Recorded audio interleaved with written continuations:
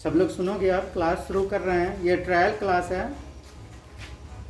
इसमें क्या होगा, जो चीज़ आज हम बताएंगे उसको फिर 10 तारीख के बाद के क्लास में रिपीट करेंगे। ठीक है। पहला ये ट्रायल क्लास में मैथ्स का क्लास है और इसमें हम बेसिक प्रोपोर्शनैलिटी थ्योरम जो पढ़ना है बीपीटी, उसको हम डिस्कस करेंगे। क्योंकि ये लाइव क्लास नहीं है, मतलब आमने सामने बैठकर हम लोग नहीं पढ़ रहे हैं, ऑनलाइन पढ़ रहे हैं, इसलिए सबके पास बुक होना ज़रूरी है। क्योंकि सारी बातें जो हम बोर्ड पर लिखेंगे वो तुमको दिखाई नहीं देगा, तो बुक सामने होना ज़रूरी है। हमारी बातों को सुनना ज़्यादा ज़रूरी है। बाकी इधर उधर जिसके रूम में फ़ैन चल रहा होगा फ़ैन बंद कर लोगे ताकि हमारा वॉइस क्लियर जाएगा। ठीक है। आवाज़ सुनिएगा उधर जा रहा है कि नहीं, दिक्कत होगा तो बताइएगा। तो फ़ैन बंद कर लोगे, रूम को क्लोज कर लोगे और बुक का पेज नंबर निकालोगे। अगर ये प्राची का बुक है सबके पास तो ठीक है, अदरवाइज दूसरा बुक होगा तो उसमें बीपीटी थ्योरम है, बेसिक प्रोपोर्शनैलिटी थ्योरम।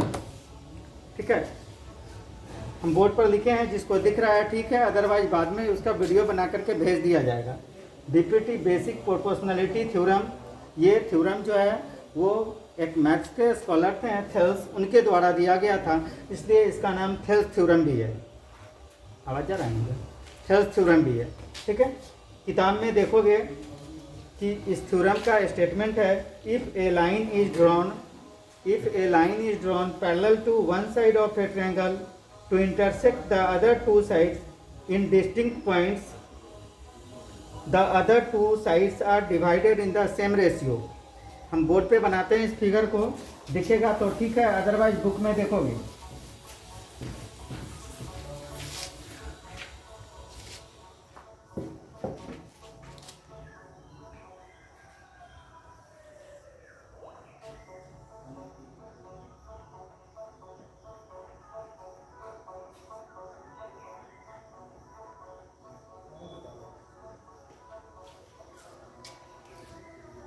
दिख रहा है? ये एबीसी ट्रायंगल है। एबीसी ट्रायंगल में एक लाइन ड्रॉ किया गया है डी। ये डी कोई जरूरी नहीं है कि हम ऐसे भी खींच सकते हैं, ऐसे भी खींच सकते हैं। केवल ये देखना है कि ये लाइन जो है किसी एक साइड के पैरेलल होना चाहिए। किसी को एडमिट करना है,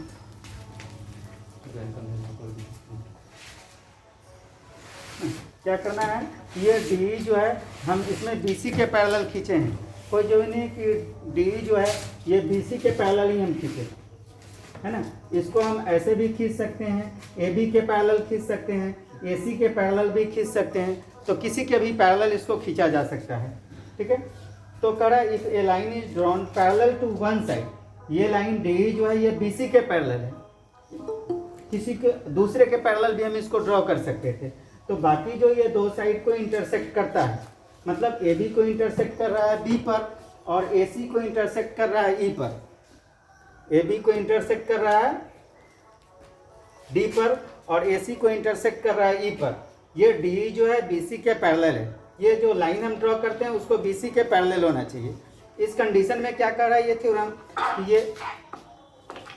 ये डी जो है बाकी के दो साइड को जो इंटरसेक्ट कर रहा है डी और ई पर, ये दोनों प्रोपोर्शनल होता है। मतलब क्या है कि A B by D B equal to A E by E C. पहले भी क्लास 9th में जब थ्योरम पढ़े थे तो थ्योरम लिखने का तरीका मालूम होगा। सबसे पहले हम लिखते हैं गिवन, है ना। गिवन में वही चीज़ लिखोगे, बुक में लिखा हुआ है या फिर कॉपी है सामने तो नोट करो।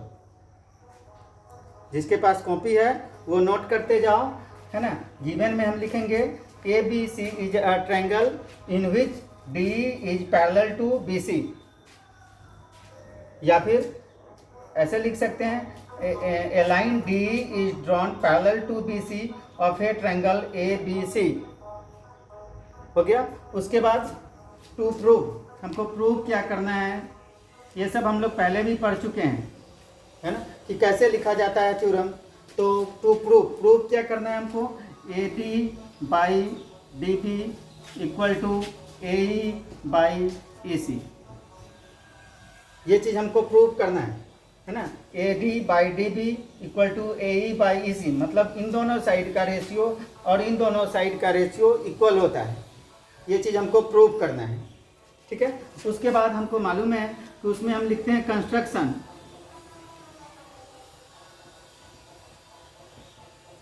जो लोग नोट कर रहे होगे उसको लिख करके या फिर बाद में अरेंज करके शाम में हमारे व्हाट्सएप पर भेजोगे, है ना। ये सब लोग करेगा कि इस थ्योरम को हम बस केवल आज ये थ्योरम बताएंगे ताकि हमको पता चल जाए कि हम जो बताएं वो कौन कौन क्लियर समझा और कैसे वो लिखा और किस तरह से हमारे पास भेजते हो। तो आज शाम में निश्चित सब लोग भेजोगे, है ना। फिर हम उसको देखेंगे कि आज वाले क्लास से कितना बेनिफिट हुआ। अब कंस्ट्रक्शन में हम क्या करते हैं, तो ये इम्पोर्टेंट है, ये बुक में भी किया हुआ है। हम क्या करते हैं, डी से सी को ज्वाइन कर देते हैं और ई से बी को ज्वाइन कर देते हैं और डी से पॉइंट डी से ए सी पर परपेंडिकुलर ड्रॉ करते हैं। This is perpendicular. परपेंडिकुलर समझ में आ रहा है, जो 90 डिग्री बनाएगा। इस पॉइंट से इस लाइन पर हम जो खींचते हैं ये यहाँ पर 90 डिग्री और सिमिलरली यहाँ से इस पर परपेंडिकुलर खींचते हैं, है ना। इसका नाम हम कुछ भी दे सकते हैं, A B C D E, A B C D E, M N डाल देते हैं हम, है ना। कुछ भी डाल सकते हैं एम ए। तो अब कंस्ट्रक्शन में फिर लिखना पड़ेगा, है ना। D N perpendicular A C कैसे लिखा जाता है, D N perpendicular A C, D N perpendicular A C and E M perpendicular A B are drawn.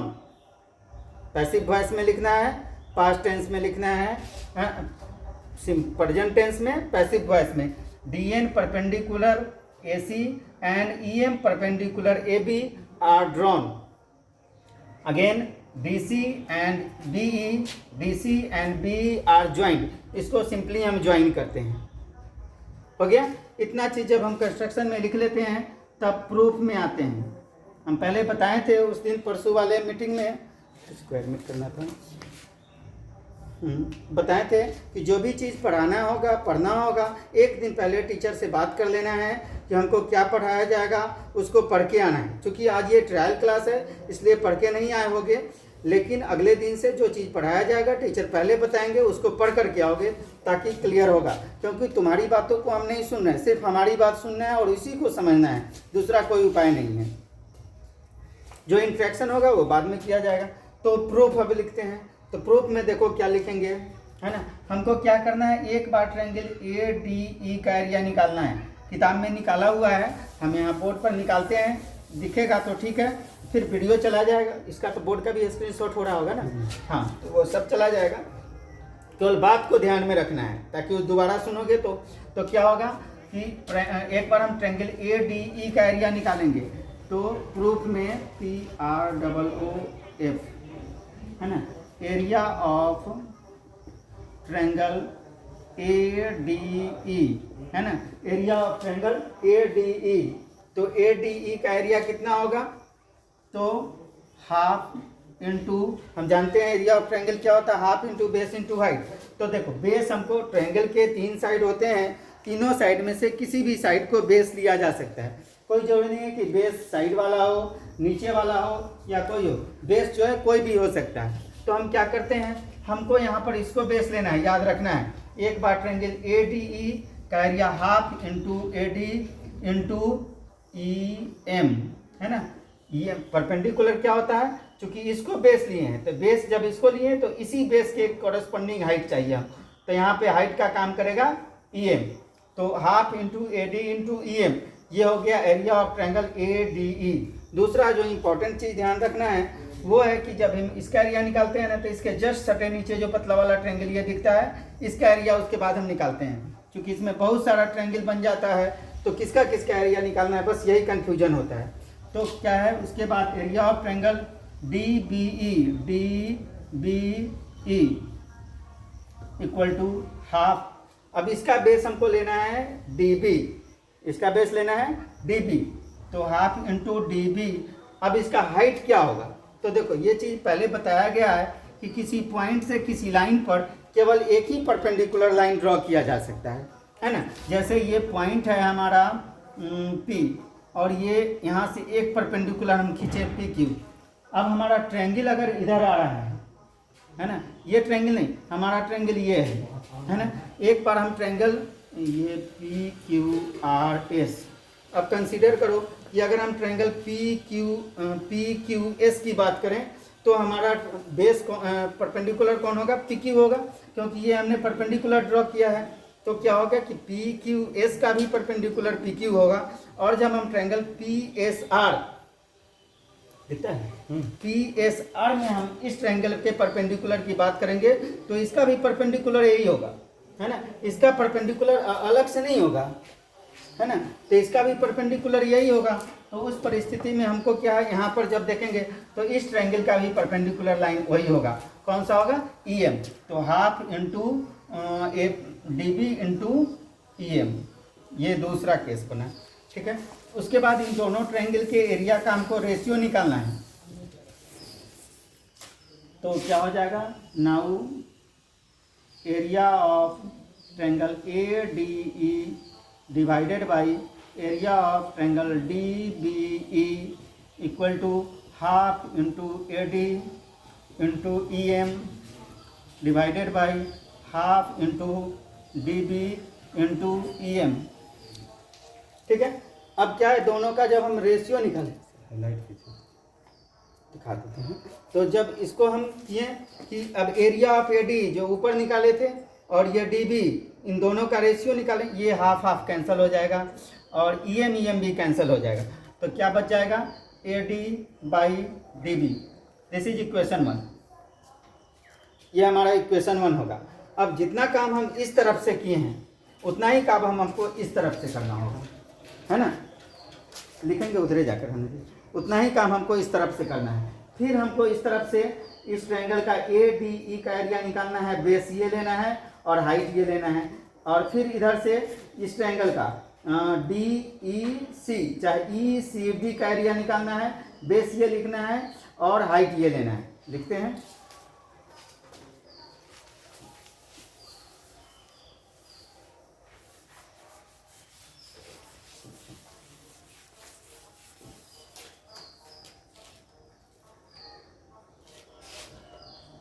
Again area of triangle ए, इसको हम ए ई डी लिखेंगे। इधर से लिखें तो ए डी लिखे थे, इधर से लिखेंगे तो ए ई डी लिखेंगे। तो क्या हो जाएगा? A E D equal to half into base A E into height, इसमें आ जाएगा ई एम। पीछे वाला में हाइट क्या लिख दिए थे? डीएन था, इसमें डीएन होगा हाइट, है ना। इसमें डीएन होगा, ये बेस है ना, तो ये परपेंडिकुलर होगा डीएन, ठीक है। एंड एरिया ऑफ ट्रायंगल, फिर बताया इधर से जैसे ए डी लिए थे तो इससे जस्ट सता ये पतला वाला ट्रायंगल लिए थे। सिमिलरली इधर से जब ये ट्रायंगल ऊपर वाला तो सेम ट्रायंगल है, क्यों नाम चेंज होता है। पहले वाले में ए डी लिखे थे, दूसरे वाले में ए डी लिखे, है ना। और उसके जस्ट नीचे ये पतला सा जो ट्रायंगल है E C D, area of triangle E C D equal to half into, इसमें आ जाएगा बेस कौन सा? ई सी। और फिर वही जो पहले समझाए थे कि किसी पॉइंट से किसी लाइन पर एक ही परपेंडिकुलर लाइन ड्रॉ किया सकता है, किसी पॉइंट से किसी लाइन पर इन्फिनाइट लाइन खींचा जा सकता है, बट उस इन्फिनाइट लाइन में से परपेंडिकुलर लाइन जो होगा सिर्फ एक ही होगा। तो चूंकि इस लाइन पर AC पर पहले परपेंडिकुलर हमारा DM था, तो बेस ये भी लेंगे, ट्रायंगल ये भी लेंगे, लेकिन परपेंडिकुलर वही रहेगा। तो फिर हमारा परपेंडिकुलर DN होगा और फिर पहले की तरह इन दोनों का रेशियो निकालेंगे। Now area of triangle AED divided by area of triangle ECD equal to, जो यहाँ आया हुआ था half into AE into DN divided by half into EC into DN। फिर DN से DN कैंसिल, हाफ से हाफ कैंसिल, ये आ जाएगा AE divided by EC। This is equation 2। पहले हमको इक्वेशन 1 आ चुका था, ये इक्वेशन 2 हो गया। अब फिर हमको देखना है फिगर में क्या कि ये जो ट्रायंगल हम देख रहे हैं, पहले जो लिखे थे DBE, ट्रायंगल DBE, और अभी जो ट्रायंगल लिखे हैं ECD। 9th क्लास में हम लोग एक थ्योरम पढ़े थे कि triangles on the same base and between same parallels are equal in area, है ना। कि अगर किसी सेम बेस पर जितना सारा हम ये बेस ले लिए और इस पर ये ट्रायंगल बना दिए, इसी बेस पर ये ट्रायंगल बना दिए और ये सेम पैरेलल लाइन के बीच में है, ये BC है और ये मान लो AD है, तो AD और BC पैरेलल है। अब इसके बीच में हम जितना सारा ट्रायंगल बनाएंगे सब ट्रायंगल का एरिया इक्वल होता है ना। तो triangles on the same base and between same parallels are equal in area. तो यहाँ पर क्या देख रहे हैं कि DBE ट्रायंगल और ECD ट्रायंगल दोनों जो है DE बेस पर है और ये लाइन इसके पैरेलल है। तो triangles on the same base and between same parallels are equal in area. तो लिखेंगे सिंस वी, किताब में लिखा हुआ है लिख लोगे, since we know that triangles on the same base and between same parallels are equal in area. Triangles on the same base and between same parallels are equal in area. So area of triangle DBE equal होगा area of triangle ECD। अब ये दोनों triangle का area equal होगा। ये class 9th में हम लोग पढ़े थे कि triangles on the same base and between same parallels are equal in area. तो एक ही बेस पर ये भी ट्रायंगल है और इसी बेस पर ये भी ट्रायंगल है और दोनों पैरेलल लाइन के बीच में है, इसलिए दोनों का एरिया बराबर हो गया। अब बराबर चीज़ से किसी एक ही चीज़ को डिवाइड करेंगे हम तो कोसेंट बराबर आता है ना। अगर एक ही नंबर को इक्वल डिवीजर से डिवाइड करेंगे तो कोसेंट बराबर आएगा। ये डिवीजन में हम लोग पढ़े हैं कि जैसे मान लो ये समथिंग है और ये भी कुछ है और इसको हम 2 से डिवाइड करें, इसको भी 2 से डिवाइड करें, ये दोनों एक ही चीज़ है और इसको 2 से डिवाइड करेंगे तो कोसेंट इक्वल आएगा।